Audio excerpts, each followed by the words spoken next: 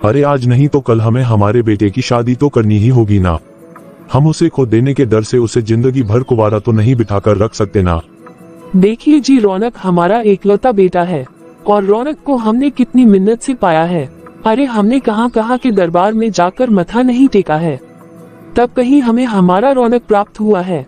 और वैसे भी रौनक हमारा एकलौता बेटा है जी, और मुझे बहुत ही डर लगता है कि ना जाने रौनक की जिंदगी में कैसी लड़की आएगी।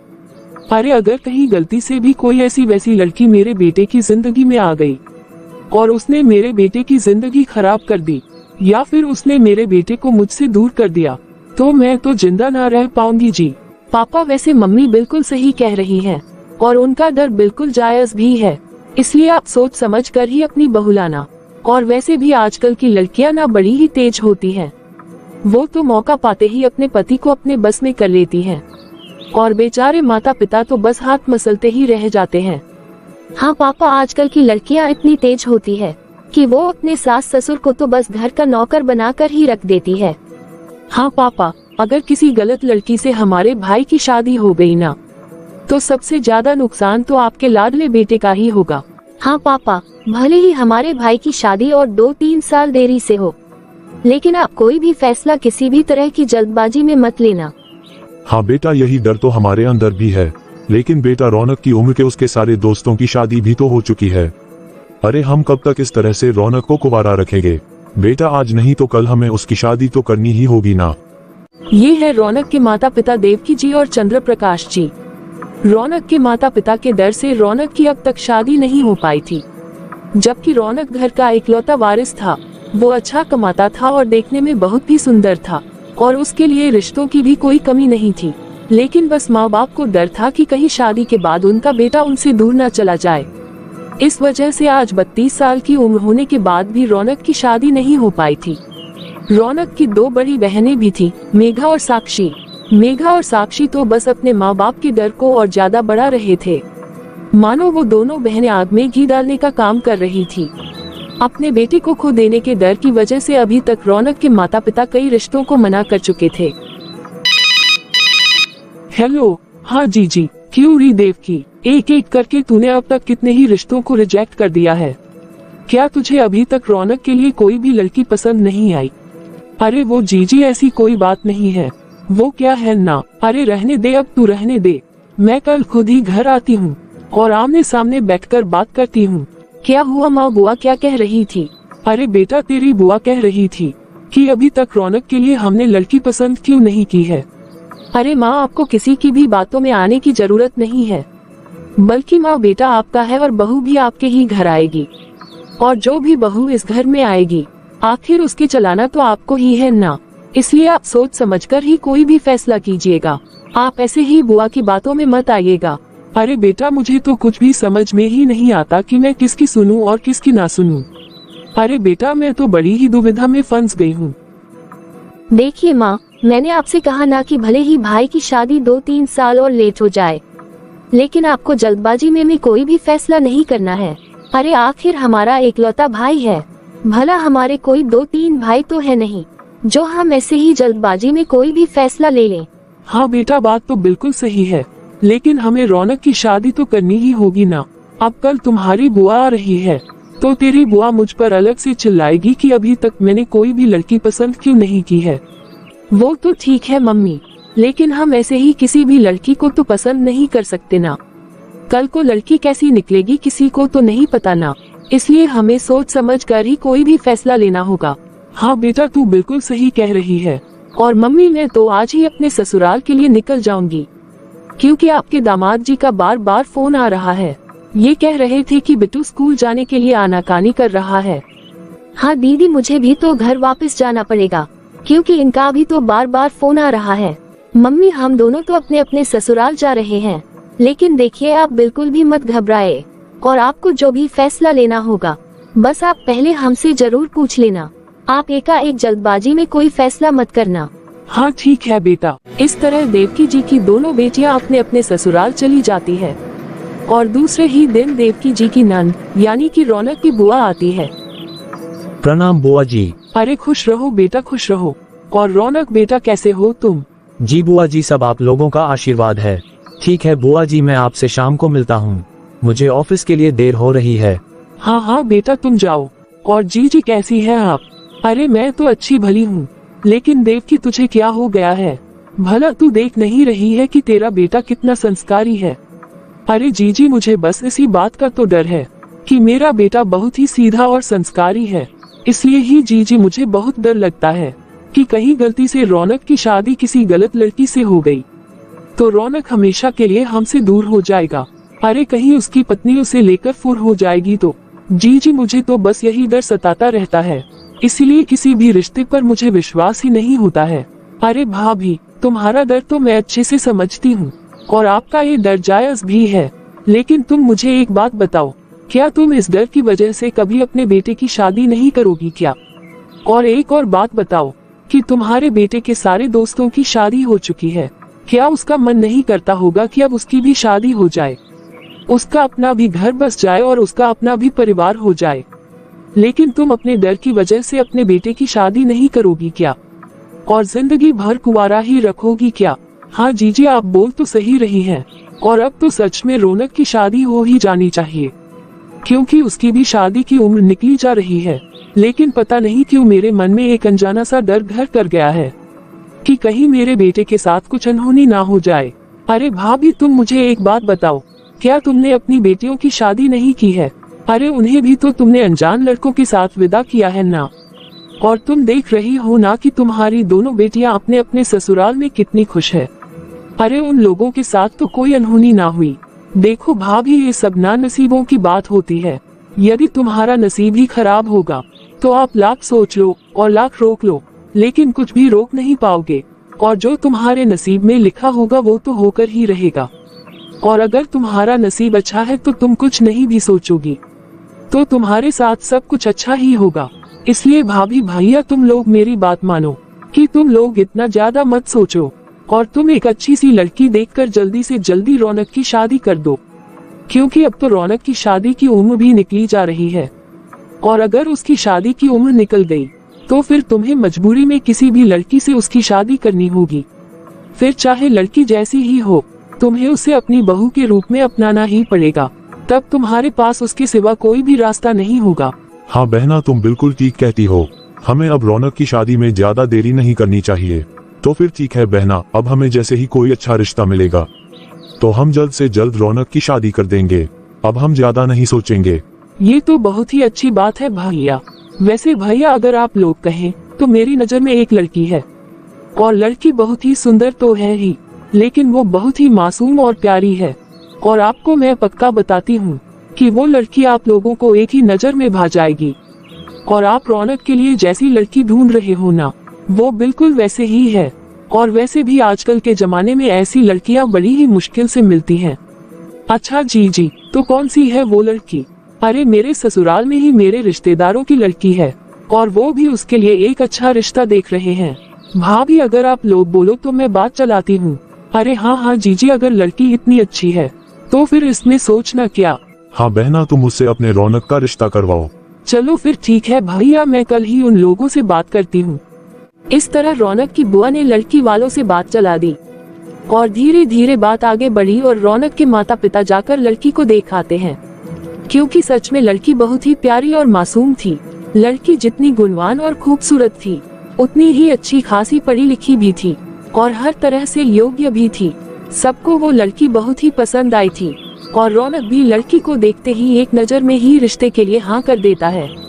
अब तो रौनक की माँ को भी लगने लगा कि ये लड़की उनके घर के लिए सबसे अच्छी है, इसीलिए उन्होंने भी इस रिश्ते के लिए हाँ कर दी, और जल्द ही दोनों की सगाई कर दी गई। सगाई के 3 महीने बाद ही दोनों की शादी की डेट फिक्स की गई थी। बेटा अब सगाई तो हो गई है और शादी को अभी 3 महीने का समय है, लेकिन अगर मैं सच कहूँ तो मेरा डर अब और भी ज्यादा बढ़ गया है। बल्कि मुझे ये सोच के बहुत ही घबराहट हो रही है कि ना जाने पूनम आगे चलकर कैसे निकलेगी। हाँ माँ, आप सही कह रही हैं। सच कहे तो हमें भी बहुत ही डर लग रहा है। बल्कि मैं तो कहती हूँ माँ कि आप भाभी को ना जरा दबा कर ही रखना, वरना वो तुम्हारे इकलौते बेटे को लेकर फुर हो जाएगी। हाँ माँ, बल्कि मैं तो कहती हूँ कि आप अपनी बहू को ना ज्यादा प्राइवेसी मत देना। वरना वो तुम्हारे बेटे को तुम्हारे ही खिलाफ भड़काएगी। और मैं तो कहती हूँ माँ कि आप भाई और भाभी को ना ज्यादा फोन में अकेले में बात भी मत करने देना, वरना अभी वो घर आए बिना ही भाई के कान भरना शुरू कर देगी और ना जाने भाई को तुम्हारे खिलाफ कैसी कैसी पट्टी पड़ाएगी। हाँ बेटा, तुम दोनों बिल्कुल सही कह रही हो। मैं ऐसा ही कुछ करूँगी कि दोनों ज्यादा देर फोन पर बात न कर पाएं, ताकि वो पूनम तुम्हारे भाई की कान न भर पाए। इस तरह धीरे धीरे समय बीत रहा था और सच में रौनक की माँ तो रौनक को 1 मिनट के लिए भी अकेला नहीं छोड़ती। वो देखती कि जैसे उनका बेटा उनकी होने वाली बहू से फोन पर बात कर रहा है। वह जानबूझकर बहाना बनाकर अपने बेटे के पास बैठी रहती और यदि उनका बेटा रौनक मोबाइल लेकर घर से बाहर जाने लगे तो वह अपने पति को अपने बेटे के पीछे भेज देती, ताकि उनके बेटे बहू आपस में अच्छे से बात ना कर पाए, उन्हें कुछ प्राइवेसी ना मिल पाए। हेलो। हेलो पूनम, कैसी हो तुम? हाँ रौनक जी, मैं तो अच्छी हूँ, और आप बताइए जी, आप कैसे हैं? रौनक। हाँ माँ बोलो। अरे बेटा, तू बहू से बात कर रहा है क्या? माँ वो मैं। बेटा ला दे, मुझे भी फोन दे, मैं भी तो बहू से थोड़ी बात कर लूँ। ठीक है माँ, ये लो फोन। हेलो। हाँ पूनम बहू, कैसी हो तुम? अरे भला ये भी क्या बात हुई, अब मम्मी फोन लेकर ही बैठ गई। अब तो मम्मी पूनम के पूरे परिवार से बात करके ही हटेंगी। लेकिन जब भी मैं घर में पूनम से बात करता हूँ तो मम्मी आकर मुझसे फोन ले लेती हैं, और जब मैं घर से बाहर जाकर पूनम से बात करता हूँ तो पापा आके मेरे साथ टहलने लगते हैं। ना जाने मम्मी पापा में थोड़ी समझदारी क्यों नहीं है। अरे मुझे भी तो थोड़ी प्राइवेसी चाहिए। मैं पूनम के साथ एकांत में कुछ बातचीत करना चाहता हूँ। एक तो ऑफिस में भी मुझे काम की वजह से फुर्सत नहीं मिलती, लेकिन जब भी मैं घर पर या फिर घर के बाहर पूनम से बात करता हूँ तो हमेशा तब मम्मी पापा आ जाते हैं। ना जाने पूनम भी क्या सोचती होगी। खैर चलो कोई बात नहीं, अब हमारी शादी को बस 2 ही महीने का तो समय है। जब पूनम यहाँ आ जाएगी तो मोबाइल से बात करने की तो टेंशन ही नहीं रहेगा, तो फिर वो हमेशा मेरे साथ ही रहेगी। तब तो हम दोनों दिल खोलकर बातें करेंगे, तब तो हमें कोई भी डिस्टर्ब नहीं कर पाएगा। इस तरह जब भी रौनक अपनी होने वाली पत्नी पूनम से बात करता है तो जानबूझकर रौनक के माता पिता रौनक को डिस्टर्ब करने आ जाते हैं। रौनक के माता पिता चाहते ही नहीं थे कि रौनक एकांत में पूनम से बात करे या दोनों के बीच में कुछ ज्यादा बातचीत हो, लेकिन धीरे धीरे इस तरह से रौनक के माता पिता का इंटरफेयर कुछ ज्यादा ही बढ़ते जा रहा था, जिसे देखकर अब तो रौनक को सच में गुस्सा आने लगा था।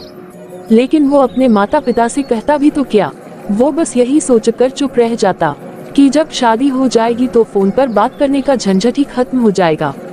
लेकिन बेचारे रौनक को कहाँ पता था कि जैसा वो सोच रहा है ऐसा तो कुछ होने वाला है नहीं। इसी तरह धीरे धीरे 2 महीने का समय भी बीत जाता है और वो दिन भी आ जाता है जब रौनक और पूनम की शादी धूमधाम से हो जाती है। हाँ जीजी, अभी तो सब ठीक है। ठीक है जीजी, मैं फोन रखती हूँ। क्या हुआ माँ? अरे बेटा, तेरी बुआ थी, तेरी बुआ पूछ रही थी कि पूनम का व्यवहार कैसा है। अरे माँ, अभी तो भाभी ब्याह कर इस घर में आए हैं और अभी भला दिन ही कितने हुए हैं, तो भाभी हमें अभी से अपना असली रूप थोड़ी ना दिखा देगी। हाँ बेटा, सच कहूँ तो मुझे बहुत ही डर लगता है कि कहीं बहू मेरे बेटे को कुछ उल्टा सीधा भड़का ना दे और कहीं वो मेरे बेटे को लेकर कहीं और रहने ना चली जाए। रौनक मेरा इकलौता बेटा है। अरे माँ, अगर आपको इतना ही डर है तो आखिर आप यहाँ क्या कर रही हैं? अरे माँ, आप जाके किचन में देखिए तो सही, रौनक भैया भाभी के साथ किचन में खाना बना रहे हैं। क्या रौनक बावर्ची बना हुआ है? हाँ माँ, हाँ भैया, आज बावर्ची बने हुए हैं। अरे माँ, मैं आपको कब से समझा रही हूँ ना कि जरा आप अपनी बहू को दबा कर रखिए, वरना ये महारानी अपने बावर्ची को लेकर फुर हो जाएगी और आप सिर्फ हाथ मसलते ही रह जाएंगी। और नहीं तो क्या माँ, हमने आपको समझाया है ना कि भैया और भाभी को ज्यादा प्राइवेसी देने की जरूरत नहीं है। देखो माँ, हम तो 3-4 दिनों में वापस अपने अपने ससुराल चले जाएंगे, लेकिन यहाँ रहकर सारा मामला तो आपको ही संभालना है, वरना रौनक भाई तो हमारे हाथ से ही निकल जाएगा। अरे तुम दोनों अभी रुको तो जरा, मैं अभी के अभी किसी भी बहाने से रौनक को यहाँ बुलाती हूँ। रौनक, अरे रौनक बेटा। हाँ माँ बोलो। अरे बेटा, जरा मेडिकल से जाकर मेरी एक दवाई तो ला देना। ठीक है माँ, मैं अभी ले आता हूँ। पूनम मेरी बात सुनो। हाँ जी कहिए, मम्मी जी ने क्या कहा? वो मेडिकल से माँ के लिए कुछ दवाई लेकर आनी है, बस उसके लिए ही माँ ने बुलाया था। अच्छा तो आप जाए ना, आप मम्मी जी के लिए दवाई ले आइए। हाँ ठीक है, मैं अभी आता हूँ और फिर वापस आकर मैं तुम्हारे साथ काम करवा देता हूँ। फिर रौनक अपनी माँ के लिए दवाई लेने चला जाता है। असल में देवकी जी को कोई तकलीफ नहीं थी, वह तो बस अपनी बहू से अपने बेटे को दूर करना चाहती थी। फिर थोड़ी देर के बाद रौनक मेडिकल से आ जाता है और अपनी माँ को दवाई देकर वो फिर से अपने कमरे में अपनी पत्नी के पास बैठ जाता है। सुनो पूनम, तुम खुश तो हो ना? हाँ जी, मैं बहुत खुश हूँ। मैं सोच रहा था कि हमारे शादी को लगभग 2 सप्ताह हो गए हैं, अब हम लोग कहीं बाहर घूमने चलते हैं। हाँ ठीक है जी। जैसे रौनक की दोनों बहनों को मालूम चलता है कि रौनक और पूनम एकांत में अपने कमरे में बैठकर बात कर रहे हैं, तो वो जानबूझकर जोर जोर से दरवाजा खटखटाने लगते हैं। भाभी, भाभी। अरे यार, अब इन्हें क्या हुआ? मेरी बहनें कुछ समझती क्यों नहीं हैं? अरे जाए जाए जी, जल्दी से दरवाजा खोलिए। हाँ दीदी, आपको कुछ काम था क्या? अरे नहीं भाई, कोई काम वाम तो नहीं था, लेकिन हम 2 दिनों के बाद तो अपने अपने ससुराल चले जाएंगे, इसलिए हम भाभी के साथ कुछ समय बिता ले, बस यही सोचकर दरवाजा पीट रहे थे। हाँ हाँ दीदी, आइए ना। भाई आप आराम से हॉल में जाकर टीवी देखिए, अब तो हम दिन भर भाभी के साथ ही समय बिताएंगे। भाभी, हम दोनों तो 2 दिनों के बाद वापस चले जाएंगे, इसलिए आप हमारे साथ ज्यादा समय बिताए। वैसे भी भैया के साथ तो आपको पूरा जीवन रहना ही है। हाँ हाँ दीदी, आइए ना। अब ये सब तो लगभग आए दिन का हो गया था। अब रौनक की दोनों बहनें दोपहर भर अपनी भाभी के साथ बैठती और शाम को तो पूनम घर के कामकाज में लगी रहती थी, और रात को तो पूनम के सास ससुर और दोनों बहनें पूनम को जानबूझकर अपने साथ बिठा कर रखती।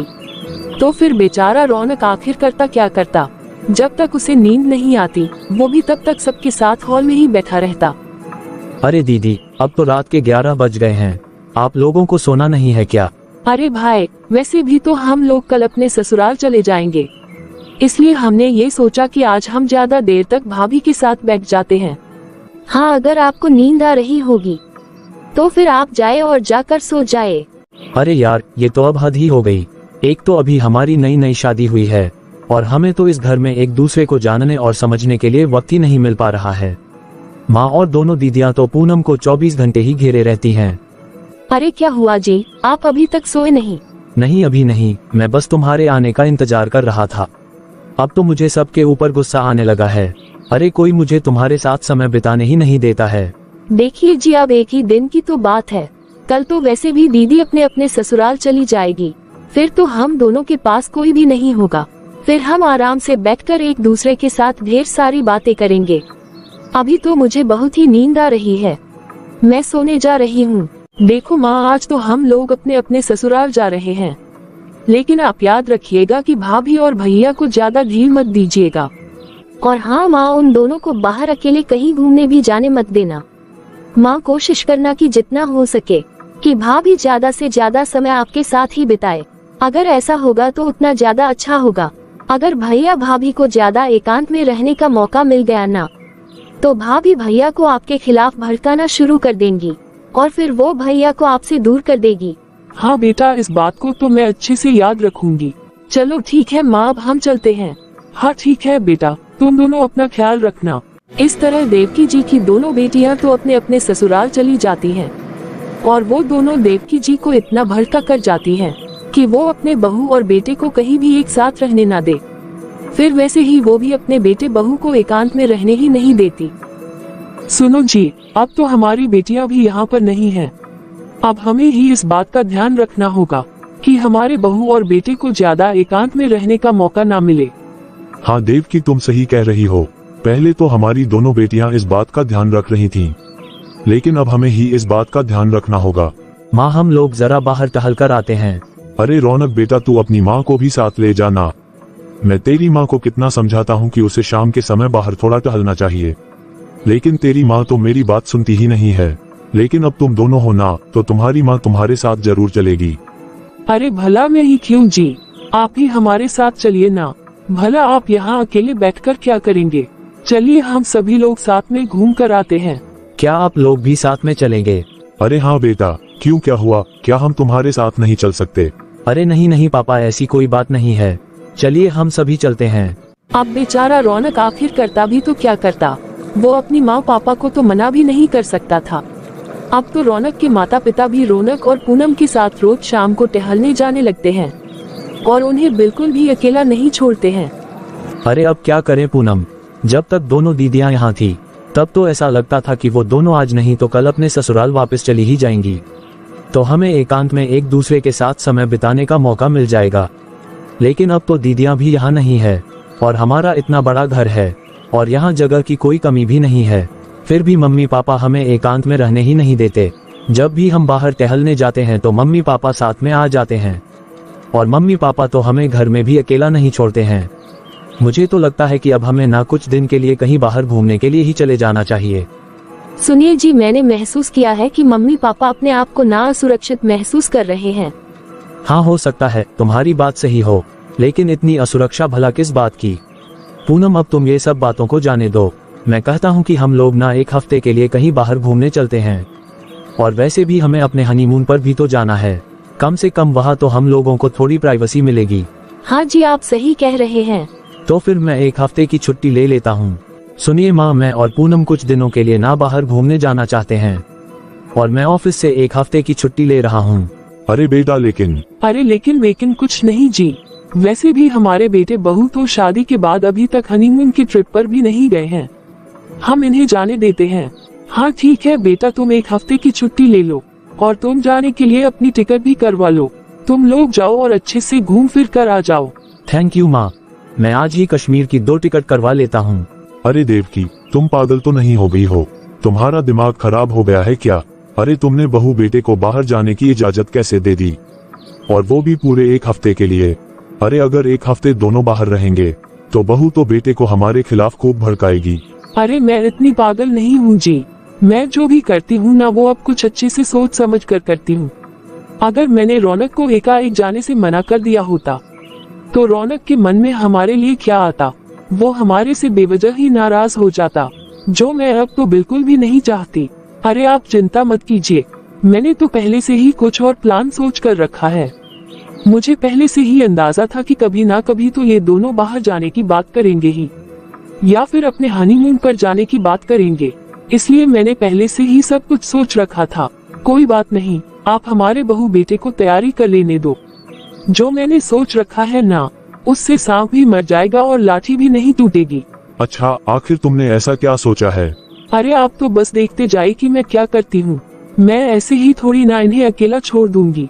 रौनक ने 2 दिन बाद की टिकट बुक करवाई थी। रौनक और पूनम की तो खुशियों का कोई ठिकाना ही नहीं था। दोनों ही खुशी खुशी अपनी पूरी पैकिंग करते हैं और अब वो दिन भी आ जाता है जब रौनक और पूनम को बाहर घूमने जाना होता है। पापा, मम्मी कहाँ गई? बेटा तेरी मम्मी अपने कमरे में आराम कर रही है। लेकिन पापा, माँ तो अब तक उठ जाती हैं, माँ तो इतनी देर तक सोती ही नहीं है। अरे बेटा, तेरी मम्मी की रात से तबीयत बहुत ही खराब है। क्या मम्मी की तबीयत खराब है? तो पापा आपने हमें बताया क्यों नहीं? बेटा रात को 1 बजे तेरी मम्मी की तबीयत बहुत ही खराब हो गई थी, तो मैं उसे रात को ही डॉक्टर के पास ले गया था। मैंने सोचा कि मैं अब तुम लोगों को फालतू में ही परेशान क्यों करूं, तो फिर मैं ही तेरी मम्मी को डॉक्टर के पास ले गया था और मैंने तेरी मम्मी को दवाई देकर सुला दिया था। फिर सुबह मैंने तेरी मम्मी को उठाया ही नहीं। वैसे रौनक बेटा, आज तो तुम्हें बाहर जाना है ना? ठीक है बेटा, तुम लोग आराम से जाओ और अपना ध्यान रखना, तुम्हारी मम्मी की देखभाल मैं कर लूंगा। अरे नहीं नहीं पापा जी, ये आप कैसी बात कर रहे हैं? भला हम मम्मी जी को इस तरह से बीमार छोड़कर कैसे जा सकते हैं? आना जाना तो हम फिर कभी कर लेंगे, लेकिन मम्मी जी को कुछ हो गया तो? सुनिए रौनक जी, आप अभी के अभी टिकट कैंसिल करवा दीजिए, जब मम्मी जी ठीक हो जाएगी तब हम लोग चलेंगे। हाँ पूनम, मैं अभी मम्मी को देख कर आता हूँ। मम्मी, क्या हुआ है आपको? अरे अब मैं क्या बताऊं बेटा, रात से मेरे सिर में इतना दर्द हो रहा है और 6-7 बार तो मैं लेटरिन चली गई। बेटा वो तो भला हो तेरे पापा का, जो वो रात को ही मुझे डॉक्टर के पास ले गए। अरे लेकिन बेटा, आज तो तुम लोगों को बाहर घूमने जाना था ना, और तुम अभी घर में क्या कर रहे हो? जाओ बेटा, तुम्हारी ट्रेन का वक्त हो रहा होगा। नहीं मम्मी जी, हम आपको इस तरह से बीमार हालत में छोड़कर नहीं जा सकते। अरे बेटा, मैं तो 1-2 दिनों में ठीक हो जाऊंगी, तुम लोग मेरी वजह से अपना ट्रिप खराब क्यों कर रहे हो? अरे नहीं नहीं मम्मी जी, ट्रिप का क्या है, हम आज नहीं तो कल चले जाएंगे, लेकिन आपको ऐसी बीमार हालत में छोड़कर तो बिल्कुल भी नहीं जाएंगे। इस तरह पूनम और रौनक ने अपने हनीमून ट्रिप को कैंसिल कर दिया। लेकिन इधर शाम होते होते तो देवकी जी ऐसे स्वस्थ हो जाती है कि मानो उन्हें कुछ हुआ ही नहीं था। ये सब देखकर पूनम को थोड़ा अटपटा जरूर लगता है, लेकिन फिर भी पूनम किसी से कुछ नहीं कहती। अरे भला ये भी क्या बात हुई, जब भी हम लोग साथ में कहीं जाने की बात करते हैं तो कभी मम्मी जी बीमार हो जाती है या फिर कभी उन्हें हमारे साथ चलना होता है, और जब दोपहर में भी हम लोग अपने कमरे में बैठकर बात करते हैं तो जानबूझकर मम्मी पापा या तो इन्हें आवाज लगा लेते हैं या फिर मुझे आवाज लगा लेते हैं। ये सब क्या हो रहा है, मुझे तो कुछ भी समझ में नहीं आ रहा है। लेकिन ऐसे कब तक चलेगा? आखिर मम्मी पापा क्यों नहीं चाहते कि मैं और रौनक एक दूसरे के साथ अच्छा समय बिताएं? लेकिन अब मैं करूं तो क्या करूं? मुझे तो कुछ भी समझ में भी नहीं आ रहा है। मैं ये सारी बातें अब किसी और से भी तो नहीं कह सकती, लेकिन हाँ, मैं अपनी मम्मी से तो जरूर कहूंगी। मैं उन्हें जरूर बताऊंगी कि मम्मी जी और पापा जी हमारे साथ ऐसा कर रहे हैं। आखिर मुझे तो पता चले कि मम्मी जी और पापा जी हमारे साथ ऐसा क्यों कर रहे हैं। हेलो। हाँ बेटा। हेलो मम्मी, आपने भैया भाभी को जाने से रोक तो लिया ना? अरे हाँ साक्षी बेटा, भला मैं उन्हें ऐसे ही आसानी से कैसे जाने देती। तेरे भैया भाभी को रोकना तो मेरे बाएं हाथ का खेल था। लेकिन मम्मी आपने ये किया कैसे? अरे बेटा, बस मैंने थोड़ा सा बीमारी का नाटक किया तो दोनों ने खुद ही अपना जाने का प्लान कैंसिल कर दिया। हाँ माँ, आप भैया भाभी को ना ऐसे ही रोकते रहना। आप बिल्कुल उन्हें साथ में समय बिताने का मौका ही मत देना। हाँ बेटा, मैं और तेरे पापा इस बात का 24 घंटे ध्यान रखते हैं कि कहीं रौनक और पूनम एक दूसरे के साथ ज्यादा वक्त न बिताए। पूनम अपनी सास की बात को सुनकर बहुत ही आश्चर्यचकित रह जाती है और अपनी सास से कुछ नहीं कहती, बल्कि चुपचाप अपने कमरे में आ जाती है और बहुत ही उदास हो जाती है। और फिर वो अपनी मम्मी के पास फोन लगाती है। अरे ये तो मेरी पूनम का फोन है।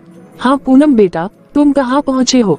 नहीं माँ, हम कहीं नहीं गए, हमारा जाना कैंसिल हो गया था। लेकिन बेटा क्यों और कैसे, और तू मुझे अब बता रही है?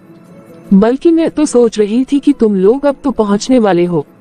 लेकिन बेटा तुम्हारा जाना कैंसिल क्यों हुआ? अब मैं आपको क्या बताऊं मम्मी, मुझे तो कुछ समझ में ही नहीं आ रहा है कि आखिर मैं शुरू कहाँ से करूं। अरे बेटा क्या हुआ, तू कुछ तो बता। मम्मी पता नहीं क्यों मेरे सास ससुर को लगता है कि मैं उनसे उनके बेटे को दूर कर दूंगी, जबकि ऐसी कोई बात नहीं है मम्मी। लेकिन माँ, मेरे सास ससुर ने यह वहम बना लिया है कि मैं उनसे उनके बेटे को छीन लूंगी। इसलिए मेरे सास ससुर जानबूझकर मुझे मेरे पति के साथ समय बिताने नहीं देते। मैं बहुत ही परेशान हो गई हूँ माँ। और माँ, ये सब मेरे सिर्फ सास ससुर ही नहीं चाहते, बल्कि मेरी दोनों नंदे भी यही चाहती है कि मैं और मेरा पति एक दूसरे के करीब न आ सके। इसलिए मेरी दोनों नंदे समय समय पर अपनी माँ को फोन करके हमारे खिलाफ भड़काती रहती हैं और उन्हें कहती रहती है कि वो हमें एक दूसरे के साथ अच्छा समय बिताने ना दे, हम एक दूसरे के साथ कहीं बाहर ना जा सके। वो दोनों अपनी माँ को ये सब पट्टियाँ पढ़ाती रहती हैं। माँ, मुझे कुछ समझ में ही नहीं आ रहा है कि इन सब लोगों के दिल में इतनी गलतफहमियां क्यों हैं। अरे जब इन्हें अपना बेटा इतना ही प्यारा था तो इन लोगों अपने बेटे की शादी करने की जरूरत ही क्या थी। माँ, शुरू में तो मुझे लगा कि धीरे धीरे सब कुछ ठीक हो जाएगा, लेकिन अब तो हमारी शादी को 4 महीने होने लगे हैं। अरे पूनम बेटा, तू बिल्कुल भी चिंता मत कर, तू रुक जरा, मैं अभी तेरी बुआ सास को फोन करती हूँ। हमें ये रिश्ता तेरी बुआ सास ने ही तो बताया था ना। मैं अभी तेरी बुआ सास से बात करती हूँ। ठीक है माँ, आप बुआ जी से बात करिए और उनको सब कुछ बताइए। इस तरह पूनम की माँ ने रौनक की बुआ को फोन करके सारी बात बता दी और रौनक की बुआ जी भी ये सारी बातें सुनकर हैरान हो जाती है और उसे अपने भैया और भाभी पर बहुत ही गुस्सा आता है। और फिर दूसरे ही दिन रौनक की बुआ रौनक के घर आ जाती है। अच्छा ठीक है साक्षी बेटा, अब मैं फोन रखती हूँ, तेरी बुआ जी आई हैं। अरे आए जी, इस बार आप बड़े ही दिनों के बाद आई हैं। हाँ भाई, अब अगर भाई भाभी की याद आ गई तो मैं चली आई, क्योंकि आप तुम लोगों को तो मेरी याद आती ही नहीं है। अरे जीजी, आप ये कैसी बातें कर रही हैं? नहीं जीजी, ऐसी कोई बात नहीं है।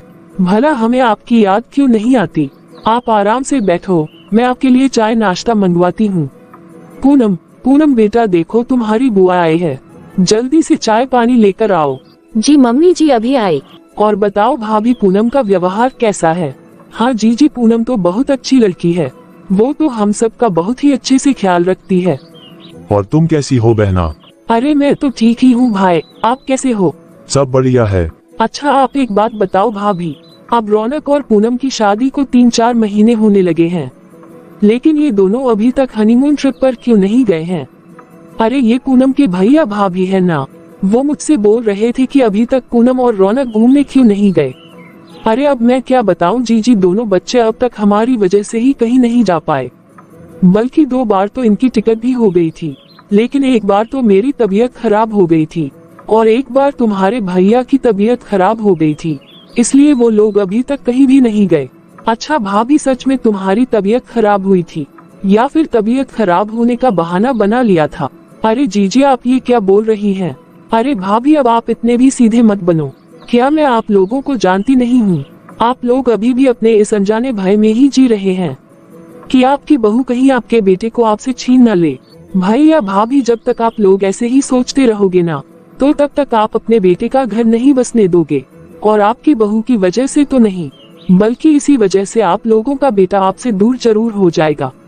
देखो भैया भाभी, मैं बहुत अच्छी तरीके से समझती हूँ कि रौनक आप लोगों का इकलौता बेटा है और आप उसके लिए फिक्रमंद भी हैं और आप दोनों उससे बहुत प्यार करते हैं, लेकिन क्या आप लोग अपने प्यार के कारण अपने बेटे का घर नहीं बसने देंगे?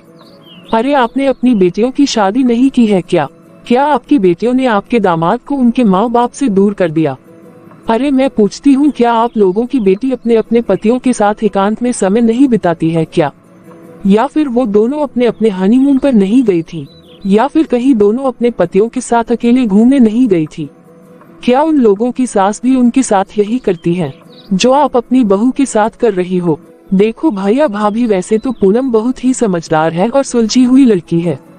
अरे मैंने तो उसे बचपन से ही देखा है और मैं आप लोगों को भी बहुत अच्छे से जानती हूँ, लेकिन अगर आप लोगों का यही हाल रहा ना, तो भाभी तुम्हारी बहू कितने दिनों तक अपनी समझदारी दिखाएगी? फिर एक ना एक दिन वो भी तो अपने बारे में सोचेगी। अरे उसे भी तो अपनी जिंदगी शुरू करनी है ना। देखो भैया भाभी, मैं सच कहती हूँ, यदि आप लोगों अपने व्यवहार में सुधार नहीं लाए ना, तो कहीं ऐसा ना हो कि एक दिन सच में पूनम रौनक को लेकर अलग रहने को निकल जाए, तो फिर इसकी वजह सिर्फ और सिर्फ आप लोग ही होंगे। उसमें तुम्हारी बहू की कोई गलती नहीं होगी। और भाभी, रही बात तुम्हारी, आप अपनी बेटियों की बातों में आकर अपनी बहू को अपने बेटे से दूर रख रही है।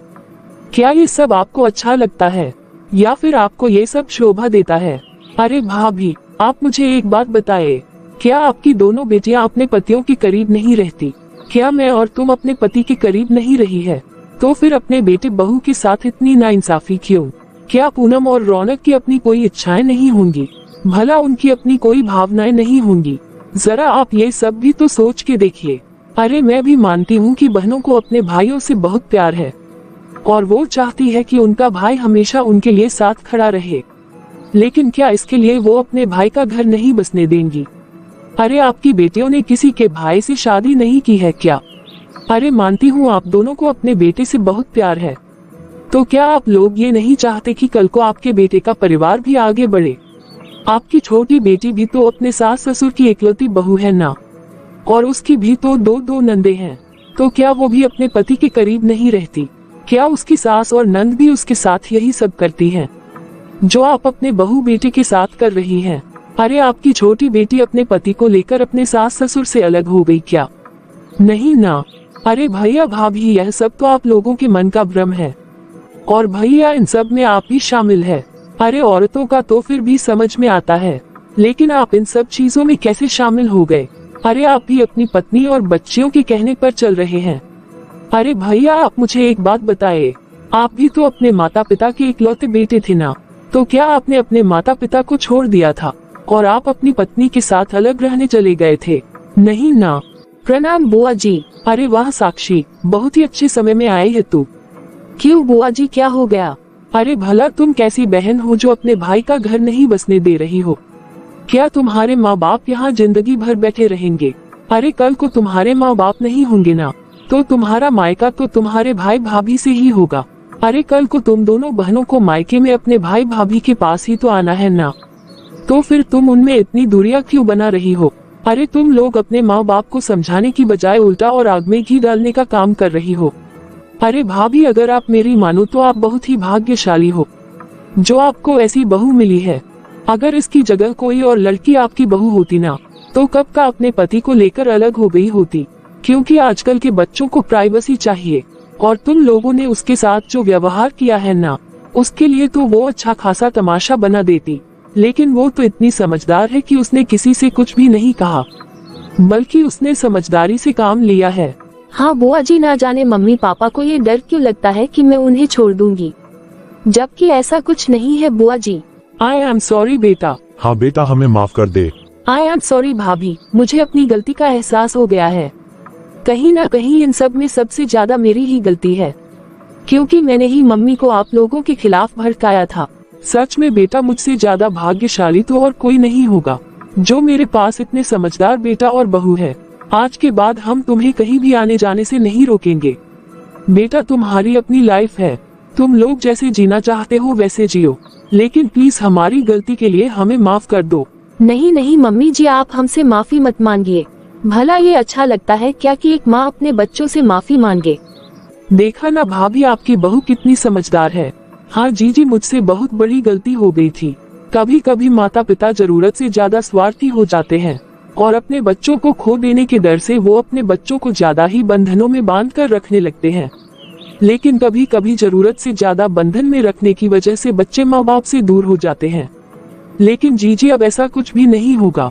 अब मेरे बच्चों का जो मन करेगा अब वो बस वो ही करेंगे।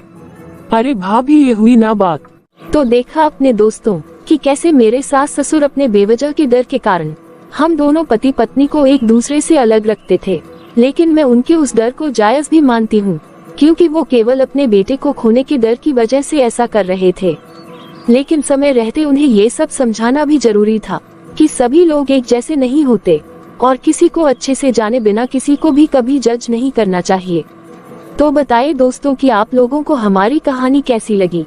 यदि आपको ये कहानी अच्छी लगी हो तो प्लीज आप इस वीडियो को लाइक कीजिए, और इसी तरह की मोरल स्टोरी देखते रहने के लिए आप हमारे चैनल पीकाबू हिंदी कहानियाँ को जरूर सब्सक्राइब करें।